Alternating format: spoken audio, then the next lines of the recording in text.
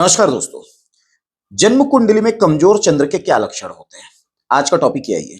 अब कमजोर चंद्र क्या होता है, पहले तो इस बात को समझ लेते हैं, ठीक है ना। अब चंद्रमा कमजोर है मतलब अगर मान लीजिए चंद्रदेव इस जगह पर बैठे हैं और 8 नंबर लिखा हुआ है तो 8 नंबर की राशि में चंद्रदेव नीच के हो जाते हैं, ठीक है ना। अब चंद्रदेव हो गए पीड़ित, ठीक है। चंद्रदेव कहीं पे भी बैठे हुए आपकी जन्म कुंडली में अगर डिग्री वाइज कमजोर हो गए तो चंद्र फिर से हो गए पीड़ित, ठीक है। चंद्रदेव अगर मान लीजिए चंद्रदेव के साथ शनि बैठ गए, चंद्रदेव के साथ केतुदेव बैठ गए, या चंद्रदेव के साथ राहु देव बैठ गए, ऐसे कंडीशन में चंद्रदेव अगेन पीड़ित हो गए, ठीक है ना।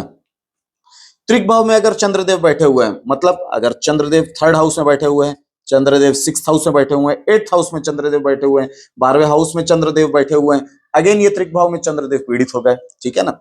जन्म कुंडली में चंद्रदेव कहीं भी बैठे हुए हैं, अगर इनके ऊपर शनि की दृष्टि पड़ रही है, राहु की दृष्टि पड़ रही है या केतु की दृष्टि पड़ रही है, अगेन चंद्रदेव पीड़ित हो गए। जन्म कुंडली में अगर केंद्रुम दोष बन रहा है तो भी चंद्रदेव पीड़ित हो गए। अब केंद्रुम दोष क्या होता है कि मान लीजिए चंद्रदेव यहां बैठे हुए हैं और चंद्र के पीछे और चंद्र के आगे कोई भी ग्रह ना बैठे हुए, ये एम्प्टी हाउस हो गए, तो चंद्रदेव अगेन यहां पीड़ित हो गए, केंद्रुम दोष बन गया।